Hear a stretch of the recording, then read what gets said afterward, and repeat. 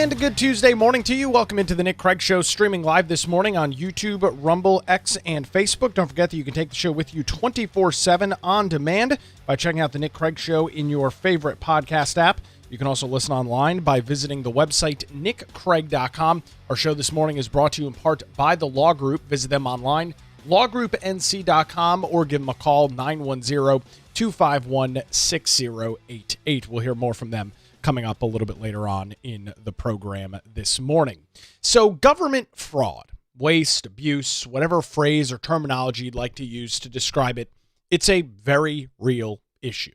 And it's something that many folks on the right, whether you define yourself as a Republican, a conservative, maybe even a right-leaning unaffiliated voter or person in your ideology and the way that you go about politics, is something that is a very real thing.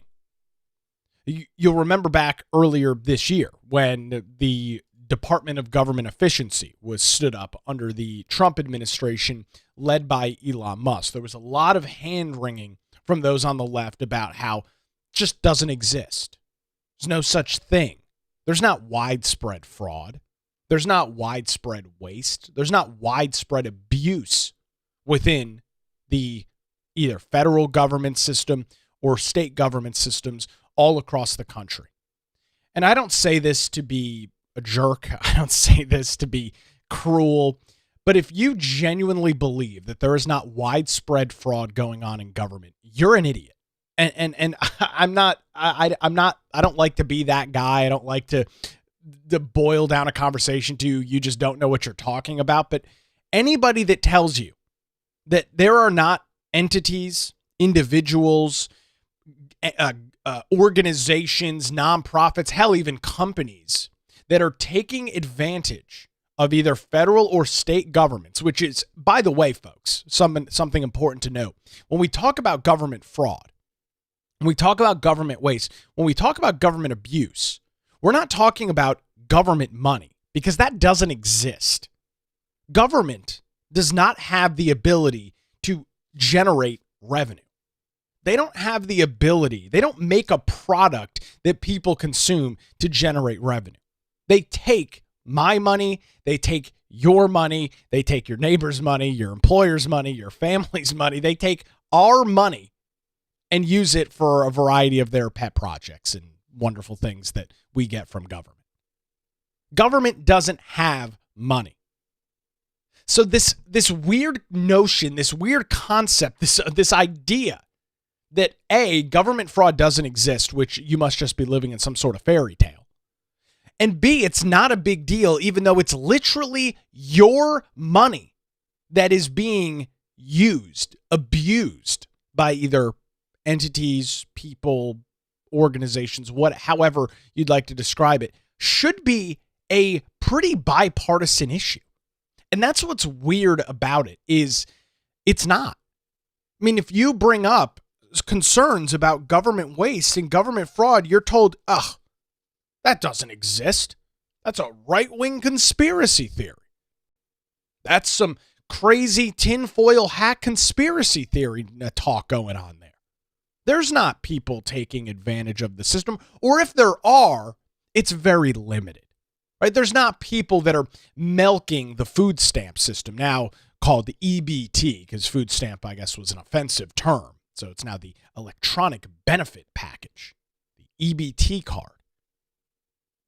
There's nobody taking advantage of that. And if there are, just very small cases. It's not widespread. It's not actually having an impact. And I will contend to you this morning that any amount of fraud as it relates to the federal government or a state government, or hell, even a local government, is a major, major problem. And it's not often that you can draw parallels between private entity and government, right? Because they just don't kind of exist in the same sphere. Private business has to generate something or produce something to generate revenue, to generate money, to generate profit. Government doesn't have to do that. They just raise your taxes every 2 years or every year. Then they have a boatload of cash that they can piss away on a whole bunch of garbage and nonsense. So it's very different. But if you look at almost any business that is customer facing or has, sells a physical thing or sells a service, in many cases, especially as you get to medium and large size businesses, many of them, if not in-house, they contract with fraud prevention companies. I mean, it is a multi-$100 million business of third-party entities that detect fraud. Whether it's fraud from your customers, fraud from your employees that are taking advantage of the system, it's a huge business because it's a very real concern. And it's unfortunately a situation that exists in a lot of places. From small businesses to people, it doesn't really happen much anymore with so many people paying with plastic, debit or credit cards and surveillance and things. But go back 30 or 40, 50 years, taking a couple bucks from the till. You're working at a convenience store. You swipe a couple bucks every few days. That's fraud. Does it cripple the business? Does it bring the business to its knees? Probably not, but it's an issue. Business understands, private business understands that it's an issue. Government, for whatever freaking reason, seems to think that they're oblivious to this, or not oblivious, that they don't have this issue at all, that they are immune from fraud because they're government. Nobody would defraud or run a scheme or a scam on the government.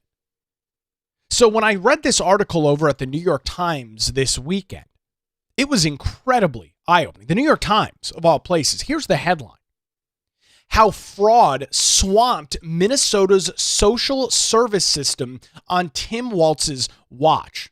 Of course, Tim Walz, the former vice presidential candidate with the lovely and the great and the amazing Kamala Harris on the Democrat ticket in 2024. The subheading: prosecutors say members of the Somalia Diaspora, a group with growing political power, were largely responsible. President Trump has drawn national attention on the scandal amid his crackdown on immigration. Ooh, it's a juicy one. So let's read it. Let's get into it. The fraud scheme that rattled Minnesota was staggering in its scale and brazenness. That is the first sentence in this article over at the New York Times. Staggering, large in its scale and brazenness. So we're already off to the races. Federal prosecutors charged dozens of people with felonies, accusing them of stealing hundreds of millions of dollars from a government program meant to keep children fed during the COVID-19 pandemic.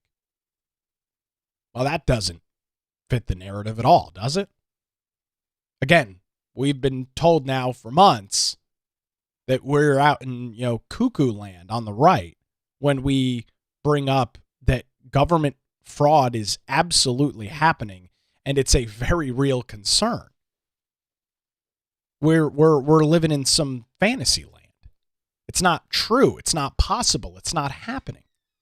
Yet we are at this point in time 2 sentences into a piece over at the New York Times. And we're told that it was large in scale, it was brazen in the way in which it was done, and the individuals that were responsible pocketed hundreds of millions of dollars in just one state. This isn't the federal government, folks. This is a state, one state. At first, many in the state, here's the issue. At first, many in the state saw this case as a one-off abuse during a health emergency. But as new schemes targeting the state's generous safety net programs came to light, state and federal officials began to grapple with a jarring reality. And this little blurb right here really highlights the issue. Because when you bring up these concerns to an entity, a state, or local government, or the federal government, this is always the response that you're going to get. It's just one-off abuse. Yeah, there's sometimes some bad apples that take advantage of the system, but overall, there's no major problem. That's the immediate knee-jerk gut reaction from governments at all scales every single time. One off.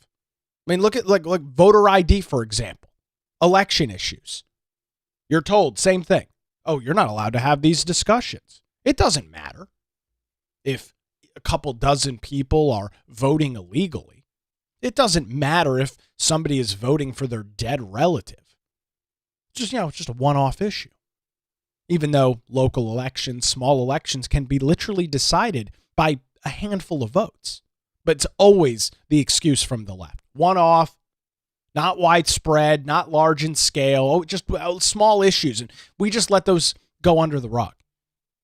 So if somebody is breaking into your house once every 15 or 20 days, hell, let's just say once a month, 12 times a year, would you describe that as, it's kind of a one-off issue? It's just this one guy who's defrauding me. Just this one guy who's stealing from me once a month. But it's okay because it's not happening every night. It's just once a month. This person comes into my house, steals my stuff, and leaves. Just once a month. It's not large in scale. It's not a revolving door. It's not every single night. It's just once a month. Of course not. Over the last 5 years, law enforcement officials say fraud took root in the pockets of Minnesota's Somalia diaspora, as scores of individuals made small fortunes by setting up companies that billed state agencies for millions of dollars worth of social services that were never provided. Federal prosecutors say that 59 people have been convicted in those schemes so far, and that more than $1 billion in taxpayer money had been stolen in 3 plots that they are investigating. That is more than Minnesota spends annually to run its Department of Corrections. Minnesota's fraud scandal stood out even in the context of rampant theft during the pandemic, when Americans stole tens of billions through unemployment benefits, business loans, and other forms of aid, according to federal prosecutors. So even the New York Times is admitting now that during COVID, there was, they say it right here, quote, rampant theft during the pandemic, end quote. But again, folks, we've been told now for the last 5 years that that's just not true, that we're crazy. We're losing our minds. We're living in some sort of alternate universe here where fraud exists and fraud is taking place.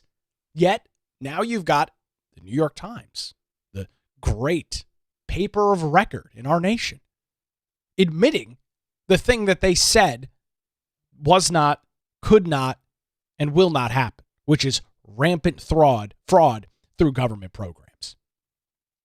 Outrage has swelled among Minnesotans, and fraud has turned into a potent political issue in a competitive campaign season.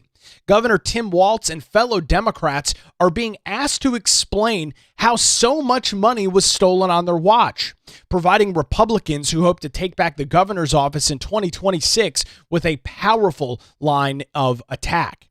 In recent days, President Trump has weighed in, calling Minnesota, quote, a hub of fraudulent money laundering activity, and saying that the Somali perpetrators should be sent back to where they came from.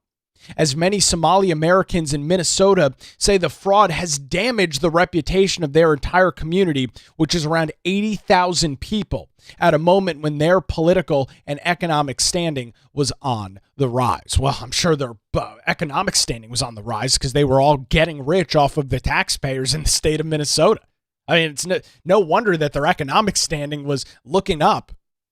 There was green pastures ahead when you've ripped off the state for $1 billion freaking dollars. I'm sure things are looking real flowery out in Minnesota with running your scam.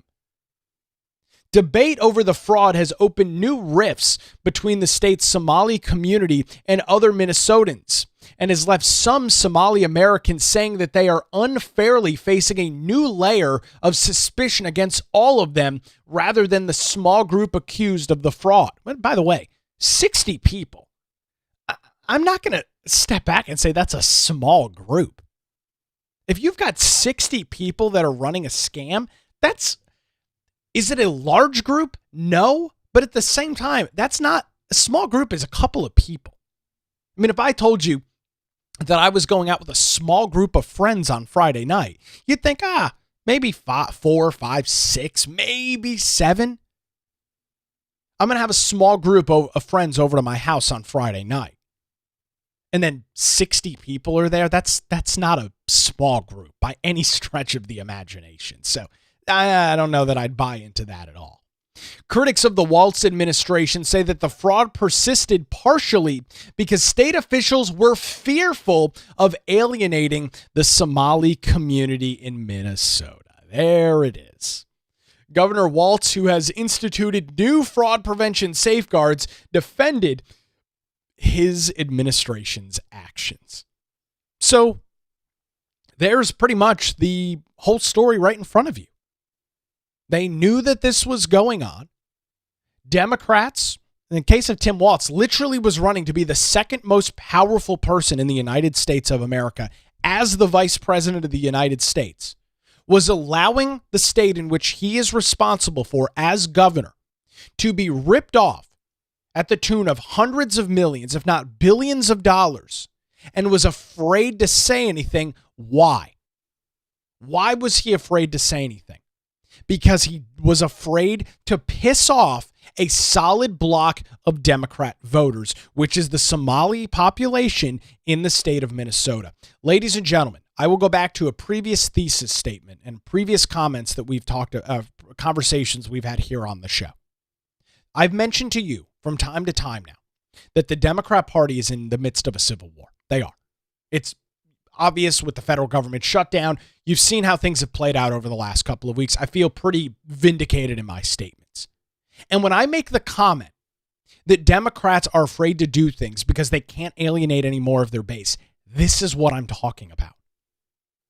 The reason that somebody like Chuck Schumer is in such a miserable spot right now is because if he doesn't cave to the radical political left, he risks losing their votes.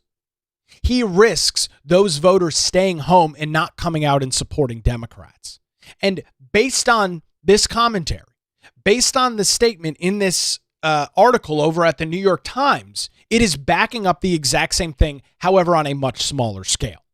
The Democrat governor of Minnesota, in Tim Walz, former vice president, was afraid to highlight fraud because he didn't want to piss off a group of voters who have consistently voted for Democrats. Why? Because they're taking advantage of all of the Democrat taxpayer-funded welfare systems that exist in a state like Minnesota. And again, I'll read it one more time. Critics of the Walz administration say that the fraud persisted partially, not completely, but partially, because the state officials were fearful of alienating the Somali community in Minnesota. So we no longer care about fraud. We no longer care about abuses to systems, whether it's a state system or a local system, because we might piss off voters.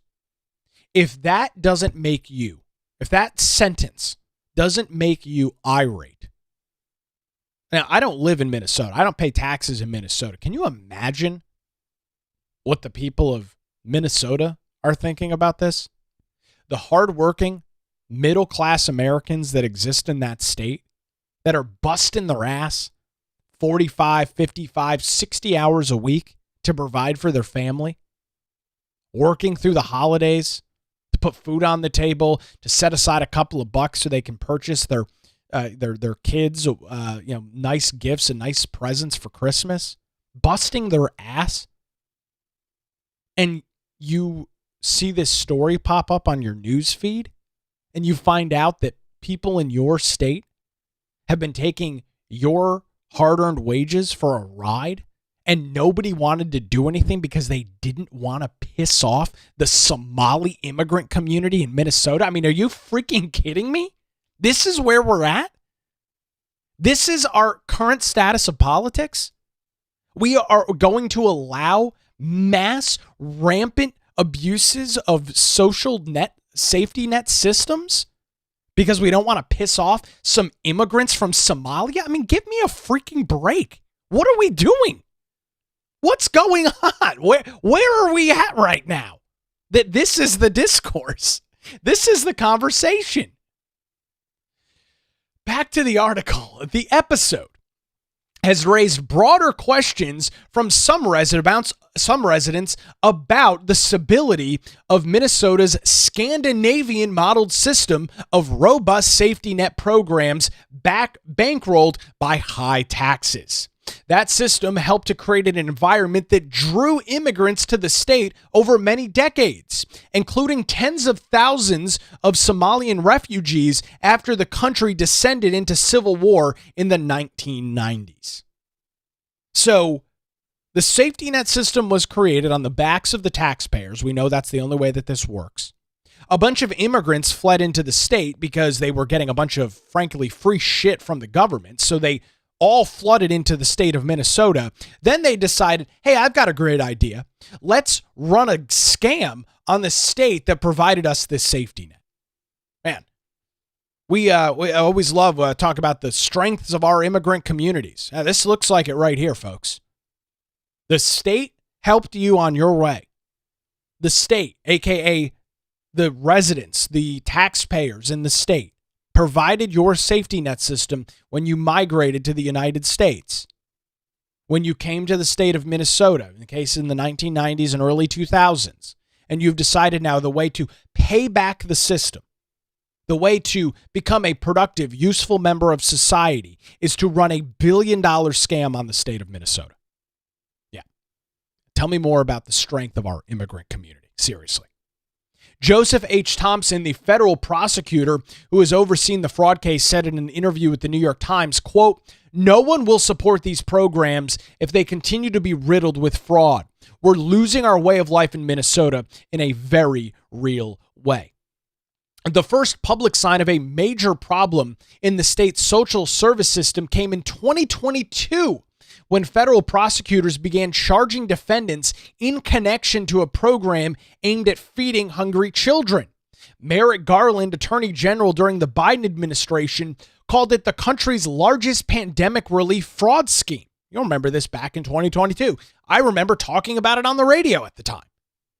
The prosecutors focused on a Minneapolis nonprofit organization called Feeding Our Future, which became a partner to dozens of local businesses that enrolled as feeding sites.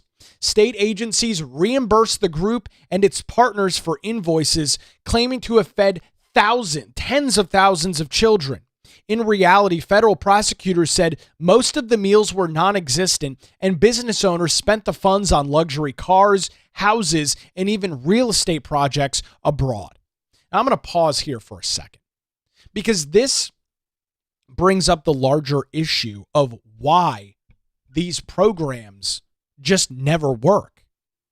Because unlike a private business, for example, if you owned a private business and you were going to give out hundreds of thousands, millions of dollars to a group, not a handout, but if you were going to spend hundreds of thousands, if not millions of dollars on something, which is what the state of Minnesota did with this program, any business, even a small business, is going to make sure that the money that they are spending is being used in an efficient manner.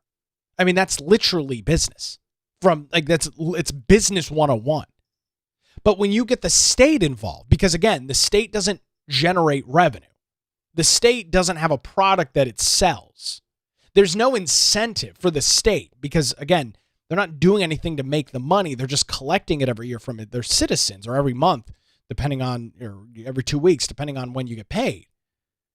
There's no incentive to watch the dollars and the cents because it's, at the end of the day, really not their money. So there's no vested interest. If you're a business owner, you've got a vested interest in every freaking dollar that comes through the door because it's your money. You or your employees worked hard for it. You've invested time and money to make that dollar a reality. So you've got a vested interest in making sure that that dollar is secure. State, the government, federal governments, local governments, they just don't care. They never have. And it's one of the biggest issues with government And it's why people like myself are so negative, and I'll be the first to admit it, are so incredibly negative when it comes to government. Because all we constantly see is more money, palms out, begging for more cash from the taxpayer, when the end result is a whole bunch of money is just being wasted and pissed away with no foreseeable return on investment from a taxpayer perspective. And so the state agencies were giving this group Feeding Our Future hundreds of thousands, if not millions of dollars to feed children. And at no point, nobody in the state dropped in and said, hey, where are all these tens of thousands of kids that you're feeding? At no point, somebody didn't drop in and say, there's no children being fed here. There are no families being fed here, and you're invoicing the state millions of dollars to feed hungry children during COVID-19. It never popped into anybody's mind. Let's check this out.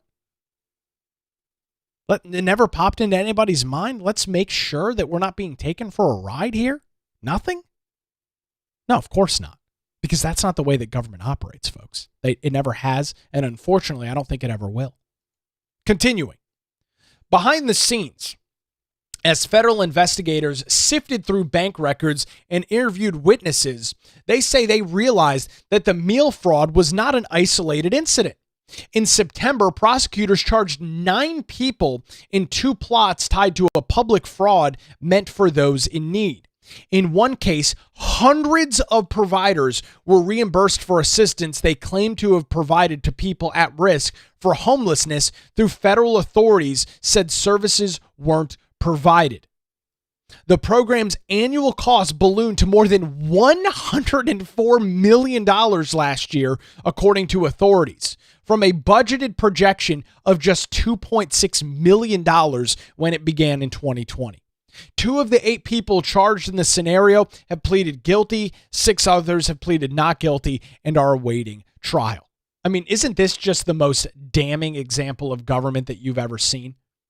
The program was budgeted at just $2.6 million. And that began in 2020. So let's do the math together. Started in 2020, 2021, 2022, 2023, 2024, and 2025. I have 5 fingers up on my right hand.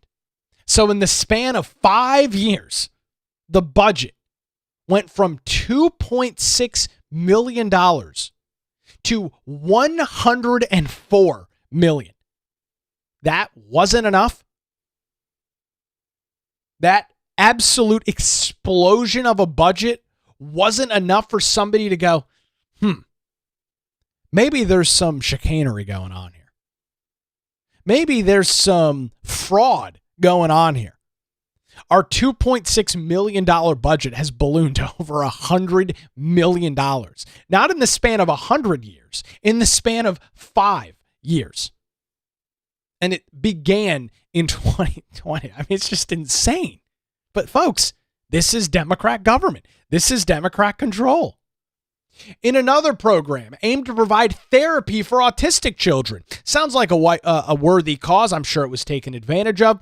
Prosecutors say that providers recruited children in Minneapolis's Somali community, falsely certifying them as qualifying for autism treatment and paying their parents kickbacks for their cooperation. Great.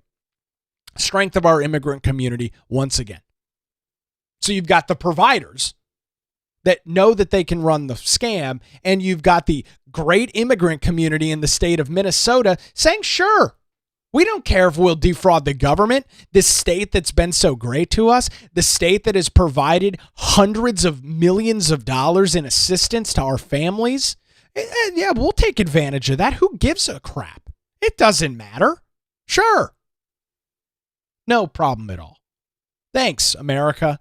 Thanks, the state of Minnesota, for providing us this safety net. Now we're going to run a fraud scheme on you. We're going to take advantage of the system that we use to get ahead. Bravo. Strength of our immigrant community once again.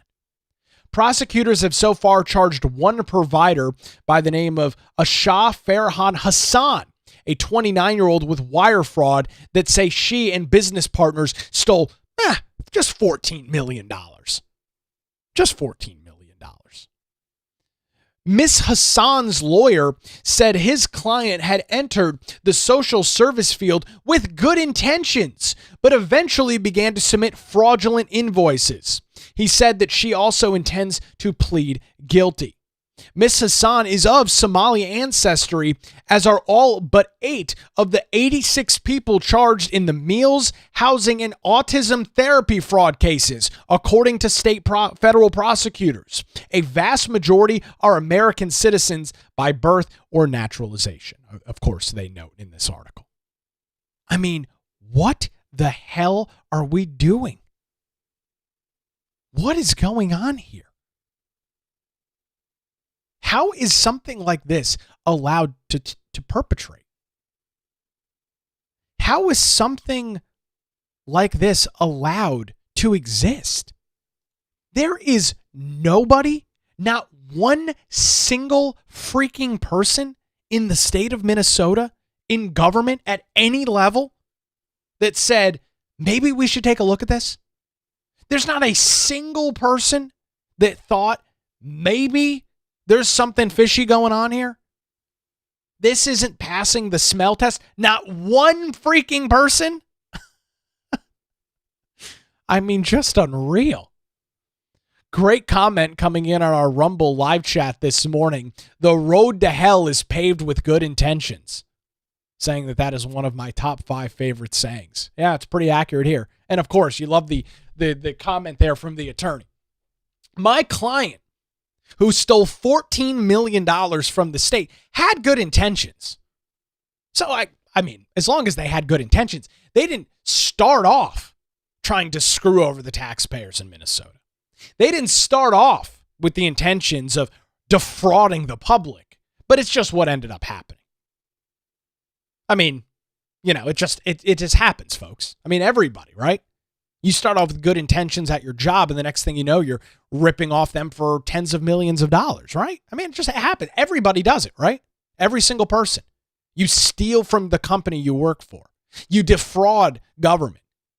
You defraud your family, your friends, right? I mean, everybody does this because everybody starts with good intentions, right? What a freaking joke. I've got more on this story from the New York Times coming up, plus a post on X from a group of employees within the Minnesota Department of Human Services that has received at this point a whopping 38.8 million views describing this situation as well. We'll get into those details coming up here in just a couple of minutes. Before that, I want to tell you about Melissa Gott and her amazing team over at the Law Group and thank them for their continued support of the Nick Craig Show and let you know that when legal challenges arise, make sure you put your trust in the Law Group right here in Wilmington. For now more than 22 years, they just passed that anniversary this summer, their experienced attorneys have provided high-quality, affordable legal services across eastern North Carolina. Whether you're facing a litany of legal issues, whether you're looking at, unfortunately, facing a divorce, navigating a real estate transaction, or maybe you're in a position where you need a strong defense, the Law Group has your back. Their dedicated team ensures your questions are answered and issues are resolved as quickly as possible. Great news, they're located in downtown Wilmington and just a phone call away at 910-251-6088, or you can visit them online at lawgroupnc.com. Give them a call, 910-251-6088, or their website, lawgroupnc.com. The Law Group, experience and dedication you can rely on. I had the pleasure of working with Melissa and her team. Man, it's crazy to say, now more than 5 years ago when I purchased my house in 2020. Phenomenal experience with Melissa and her team over at the Law Group. For any legal challenges, reach out to them, 910-251-6088, or give them a call or visit their website, lawgroupnc.com. All right, we'll grab a quick break and talk more about how seemingly nobody in the state of Minnesota, Democrat Governor Tim Walz, any of his other lackeys blow him. None of them cared that the state was being defrauded at the tune of literally billions of dollars. We'll continue that conversation coming up after this as the Nick Craig Show rolls on a Tuesday morning, streaming live on YouTube, Rumble, X, Facebook, and available 24/7 wherever you get your podcasts.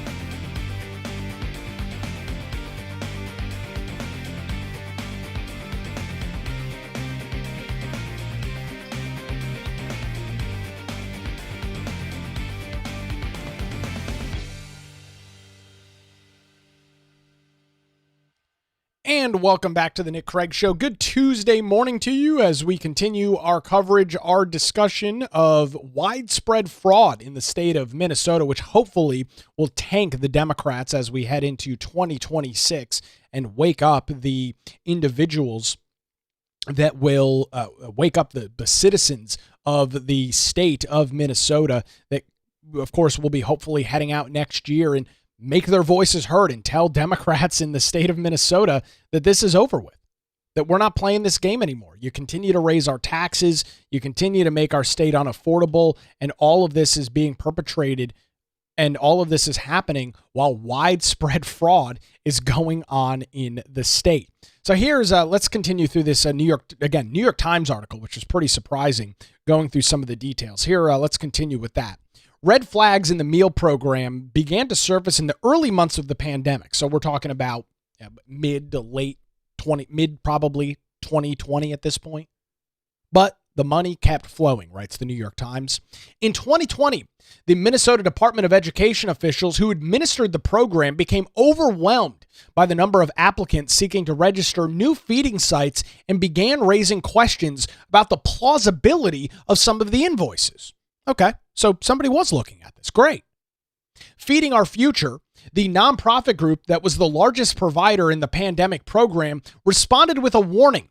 In an email, the group told the state agency that failing to promptly approve new applications from, quote, minority-owned businesses would result in a lawsuit featuring accusations of racism that would be, quote, sprawled across the news. And if we've learned anything over the last couple of decades, when any of these left-wing groups throw around the term, oh, we're going to call you a racist, government capitulates. Feeding Our Future later sued the agency, which continued reimbursement claims and approving new sites in the months that follow. A report by Minnesota's nonpartisan Office of the Legislative Auditor about the lapses that enabled the meal fraud later found that the threat of litigation and of negative press affected how state officials used their regulatory power. No surprise there at all. Keisha Megan, a Somali American who formerly worked as a fraud investigator for the Minnesota Attorney General's office, said elected officials in the state, and particularly those who were part of the state's Democratic-led administration, were reluctant to make more assertive claims in response to the allegations in the Somalian community. Here's our second example. We cannot afford to piss off our solid Democratic voting base in the Somali community in Minnesota, so we are going to allow fraud to perpetrate. So she spoke to the New York Times. He spoke to the New York Times and said, quote, "There is a perception that forcefully tackling this issue might cause political backlash among the Somali community, which is a core voting bloc for Democrats." I mean, just unbelievable. As a trial in the meals fraud case was coming to a close last summer, an attempt to bribe a juror included an explicit insinuation about racism, prosecutors said. Several defendants in the trial were found to have arranged to send a bag containing $120,000 to a juror, along with a note that read, why is it always about people of color and immigrants prosecuted for the fault of other people? Mr. Thompson, a career prosecutor who served as an interim U.S. attorney for several months this year and who declined to discuss his own political preferences, said he believed that race sensitivity had played a major role in the rise of fraud. As pandemic assertions were distributed, the state was also reeling from the killing of George Floyd by a Minneapolis police officer in May of 2020. That, of course, kicked off the summer of peace and love across the nation, in which Black Lives Matter and other left-wing race groups decided that it was appropriate to burn down U.S. cities, all in the name of racial justice. You'll remember that. Thompson said during an interview this summer, this was a huge part of the problem. Allegations of racism can be reputation or career killers. And it's why the left uses them constantly. It's why when there's nothing else to say, what does the left always go back to? Oh, you're a racist. Because it's a surefire way to get a very visceral reaction from people. So when there's nothing else to go on, when there's no other argument to be made, we pull out, and I say we, the Democrats, we pull out the race card every single time. When in doubt, play the race card, because it's always a surefire winner. Tim Walz, Minnesota's second-term governor who gained national attention last year as Kamala Harris's running mate in a White House bid, said this week that claims of racism did not hinder his administration's response to fraud, which you and I know is complete and total BS. Walz has said that his administration may have erred on the side of generosity during the pandemic as the state pushed out large sums of money quickly, seeking to keep Minnesotans housed, fed, and healthy. It's generosity, folks. It's just generosity. You can take the taxpayers of Minnesota for a ride at the tune of $1 billion, and it's just generosity. It's just generosity. Don't you just love Democrats and the way that they handle things? So you've got $1 billion worth of fraud taking place in the state of Minnesota, and you've got the incompetent governor of the state, Tim Walz, former vice presidential candidate under Kamala Harris, saying that they were erring on the side of generosity. So my question to you is very simple. What is generous about the taxpayers in the state of Minnesota and taxpayers at the federal government level being defrauded at the tune of $1 billion? Can you name me what is generous about that? Can you put your finger on what makes that a generous action? The money's not free. Somebody's paying for it. It's not Tim Walz. It's not the Democrat Party in the state of Minnesota. It's you and me. We're the ones paying for it, right?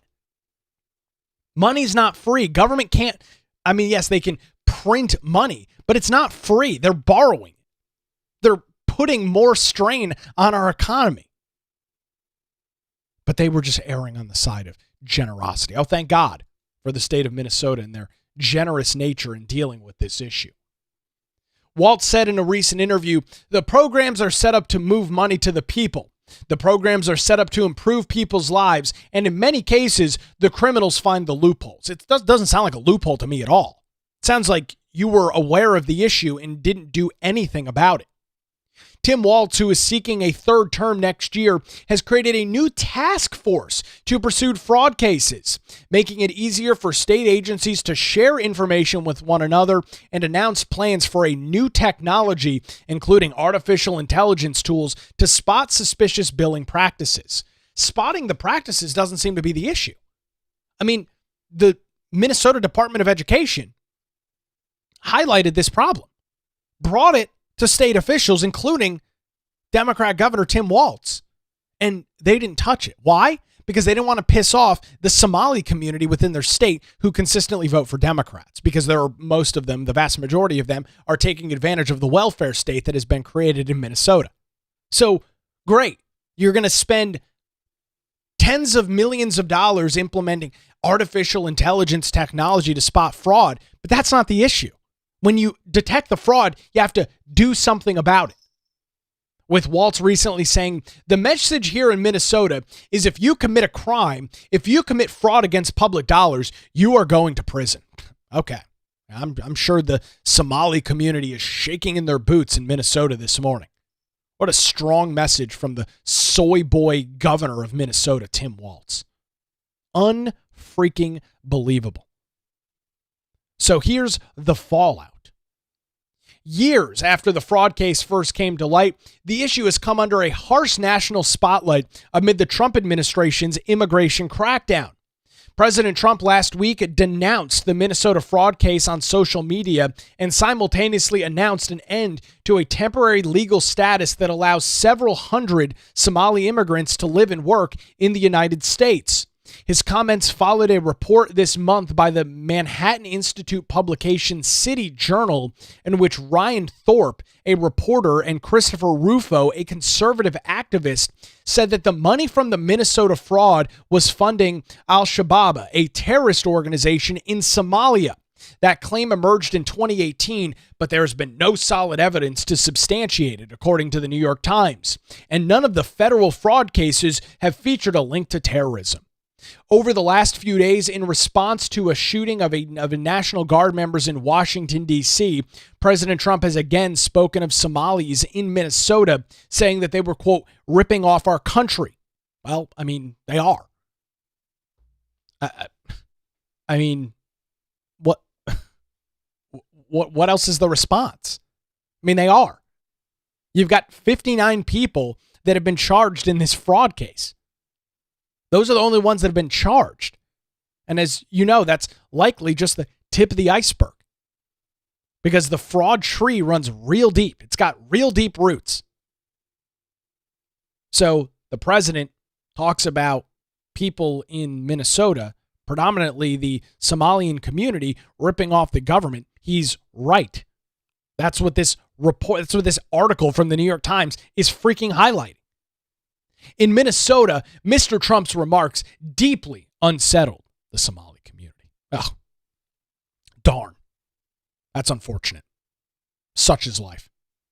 Dozens came to a Somali mall in Minnesota over the weekend for a potluck and interfaith gathering where faith leaders decried President Trump's statements, and in a news conference on Monday, Democratic elected officials pointed to contributions Somali leaders have made to Minnesota's political, economic, and cultural spheres, as several Somali Americans serve in the state legislature and other offices, while others have been honored for their entrepreneurship. Have they been honored for stealing $1 billion?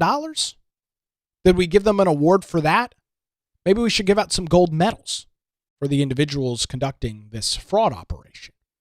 Representative Ilhan Omar, yes, the great Somali representative, said, quote, "We do not blame the lawlessness of an individual on a whole community." Well, it's not an individual. It's at this point at least 60 individuals, and the majority of those individuals are from said community. So what's the issue here? I haven't heard President Donald Trump say every single Somalian who is in the United States of America needs to be thrown out. I haven't heard that statement at all. What I have heard, and what I continue to hear, and what I'm actually in favor of, is cutting down on this level of fraud and waste, regardless of whether you are from Somalia, whether you were born in the United States. Doesn't matter what your skin color is. It doesn't matter what your religion is. It doesn't matter what your gender is. If you are committing fraud, regardless of whether you came from some war-torn country, you should be held accountable. An interesting comment coming in on our Rumble live chat. Somalians get a break coming to the United States, and what do? Steal, don't assimilate. Want us to change, bash us. Ilhan Omar is their poster child. Exactly. And this is a growing issue. This is a growing problem that is being discussed on the right. You had mass importation of individuals from Somalia assimilating in the state of Minnesota because of its great corporate welfare system that exists. And the end result is people took advantage of the system. So that brings us to an interesting post from a group, which its X account is the Minnesota Department of Human Services. And this account, which has existed on X, I went back and looked because, obviously people can just make things up. This account has existed since 2023. And the bio of the account is, we are over 480 Minnesota state stewards serving with pride and commitment over people and state. We strive for a better Minnesota. So this is a staff account of individuals that are frustrated with what's going on in the state of Minnesota. These people are government employees. And they put out this post over the weekend, which has blown up on social media. And it reads as follows. Tim Walz is 100% responsible for mass fraud in Minnesota. We let Tim Walz know of the fraud early on, hoping for a partnership in stopping fraud. But no, we got the opposite response. Tim Walz systematically retaliated against whistleblowers using monitoring, threats, and did this in his best way to discredit fraud reports. Instead of a partnership, we got the full weight of retaliation by Tim Walz. Certainly DFL members and any indifferent mainstream media, it's scary, isolating, and left us wondering who we can turn to. In addition to retaliating against whistleblowers, Tim Walz disempowered the Office of the Legislative Auditor, allowing agencies to disregard their audit findings and guidance. Media and politicians supporting Tim Walz or the DFL agenda attacked whistleblowers who were trying to raise red flags on fraudulent activity. This is a cascade of systematic failures leading up to Tim Walz. Agency leaders appointed by Tim Walz willfully disregarded rules and laws to keep fraud reports quiet, even to the extent of threatening families of whistleblowers. These same leaders are not qualified for their jobs. Instead of getting leadership jobs via Tim Walz's friendship, so state governments were left floundering. DFL lawmakers refused to acknowledge fraud and deflected any serious conversations to stop fraud. Biased mainstream media such as WCCO and NPR, that's Minnesota Public Radio, showed absolutely no interest in covering fraud happening in our own state. Programs, especially in behavioral health and disability services, were built without any guardrails against fraud, all in an attempt to extract more funding from the legislature and federal government. As staff, we firsthand witnessed and observed fraud happening, yet we were shut down, reassigned and told to keep quiet, sometimes more. Leadership did not want to appear to discriminate against certain communities, as we know now, the Somali community, and were unwilling to take action such as stopping fraud that would have had an inverse impact on their image. To date, no single agency leader has been held responsible for their role in fraud, whether it's, and then they list off a bunch of officials in Minnesota who I don't know. It is a structure created and maintained by Tim Walz, who has created an environment of interrelated agencies and institutions, including the media, that help foster fraud through retaliation and turning a blind eye in exchange for political gains in the forms of high-power agency leadership jobs or other perks. Fundamentally, Tim Walz is dishonest, lacks ethics and integrity, has poor leadership abilities, and has never taken an accountability for his role in fraud. Instead, Tim Walz deflects by blaming national politics for his own failings and distracts the public when when lying. These lies include his reference of a budget surplus under his tenure. Fact is, Minnesota has never had a surplus. We had been given federal ARPA funds that were conflated as surplus money otherwise. We'd be in a deficit. And those ARPA funds, which were meant to be temporary funds, were used to create more leadership positions for Tim Walz's, quote, buddies. As such, we cannot fight fraud in Minnesota alone, hence why we're appealing to the federal levels of government. We all need the help we can get, as Tim Walz's agency leaders have upped their brazen approach in covering up their knowledge of fraud. We are grateful to numerous solid politicians, especially the Fraud Committee and media outlets who are trying to halt fraud. We are also grateful to other whistleblowers who have bravely stepped up. Thank you, New York Times, for bringing this plight of Minnesota to the national stage. And then they highlight this recent article written over at the New York Times. Boy, ain't that a damning response there from from staff members within the Minnesota, the account is Minnesota DHS, staff members working within the state government in the state of Minnesota. I mean, just absolute insanity. And so you've got this issue going on. You've got this problem that exists in the state. And you've got a cover-up at the absolute, and I mean absolute, highest levels of government, all the way from the governor down. And he's got nothing to say about it. He's got nothing to do. Here was Caroline Leavitt at a White House press briefing yesterday talking about this report out from the New York Times. This is what the White House is saying as of yesterday. And jeopardize the safety of law-abiding American citizens. In fact, according to a new bombshell report from the New York Times, Somalian migrants in Minnesota have defrauded nearly $1 billion in taxpayer-funded benefits under Democrat Governor Walz's leadership. President Trump is putting an end to this dangerous America Last approach. His position is rooted in common sense. In the wake of last week's atrocity. So there you go. There you go. That's what the White House is saying about the situation. What? I mean, I can't even sit here and say that I'm surprised. I'm not going to sit here and say that I am shocked by this report, because I'm really not. But it is pretty jarring to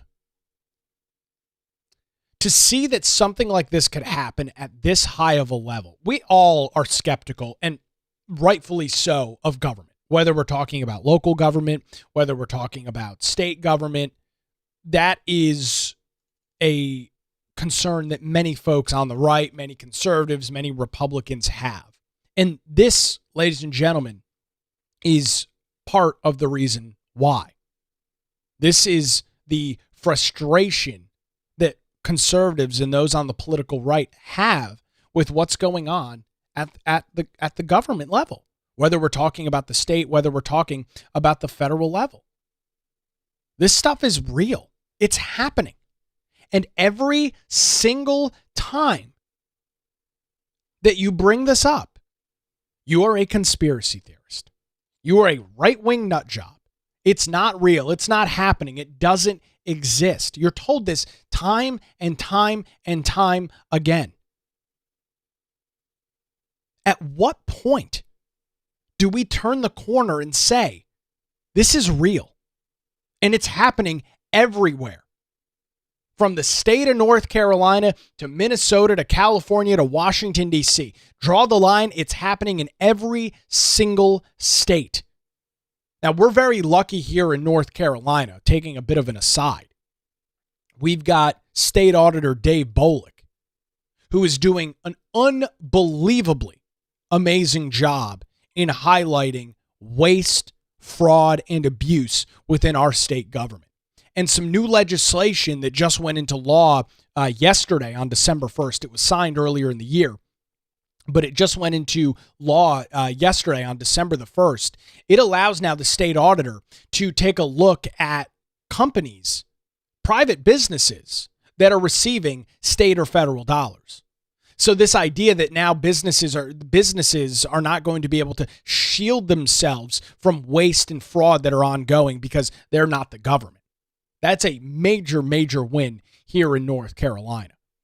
So I just want to play a couple minutes of this. Tim Walz was on Meet the Press on Sunday to talk about this. Again, a major political story. I don't think I can play the video because I'll probably get a copyright strike from NBC. But we'll just listen to a couple minutes of this back and forth between Tim Walz, the Democratic governor of Minnesota, and Kristen Welker, the host of NBC's Meet the Press. Joining me now is Democratic Governor Tim Walz of Minnesota. Governor Walz, welcome back to Meet the Press. Oh, thank you. Oh, it's so great to be here. Good to be with you, Kristen. Thanks for having me. It's great to have you. Thanks you so much for being here. I do want to start with the tragic shooting of the two National Guards with intellectual disabilities. I want to read for you what he said, Governor, and get your reaction. So we'll move past some of this nonsense from, of course, NBC opening with the commentary that President Donald Trump said some mean things about the state of Minnesota and Tim Walz, and move on to some of the, the actual news here. Doctors, lawyers, entrepreneurs, they bring the diversity and the energy to a place like Minnesota. And for him to just randomly decide to do this, it makes no sense. Do your job. Get the criminals out. Secure our border, but do it with dignity and respect to the American tradition of respecting immigrants and refugees as a beacon of hope. Well, speaking of the Somali community, President Trump is targeting them and your state in part. He's citing fraud as the reason for his crackdown. Dozens of people of East African descent have been charged, convicted, and sentenced for stealing more than $1 billion in taxpayer money from government programs during COVID. As you know, Governor, that is more than Minnesota spends each year to run its Department of Corrections. So I want to give you a chance to respond to this. Do you take responsibility for failing to stop this fraud in your state? No. Well, certainly I take responsibility for putting people in jail. Governors don't get to just talk theoretically. We have to solve problems. And I will note, it's not just Somalis. Minnesota is a generous state. Minnesota is a prosperous state, a well-run state. We're AAA bond rated, but that attracts criminals. Those people are going to jail. We're doing everything we can. But to demonize an entire community on the actions of a few, it's lazy. And as you heard Senator Kelly say, I can't listen to any more of it. That's it. That's all I got. No, I don't take responsibility for $1 billion worth of fraud under my watch, but I'd sure as hell take responsibility for throwing these people in jail. What a jackass. I mean, this guy was a complete and total clown when he ran for vice president. Thank God Donald Trump won in 2024.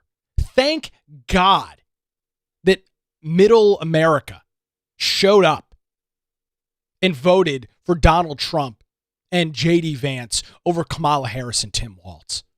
You thought things were bad in America under Joe Biden? I mean, we wouldn't even have scratched the surface as to what this nation would have looked like under two of arguably the most incompetent people in politics. Cackling Vice President Kamala Harris and this jackass in Minnesota, Tim Walz. I mean, we wouldn't even scratch the surface of what these two would have done to the country. Thank the Lord that people showed up and voted for Donald Trump. Can you imagine this clown being the vice president? Can you imagine him working under Kamala Harris? Two of the most incompetent people in modern politics.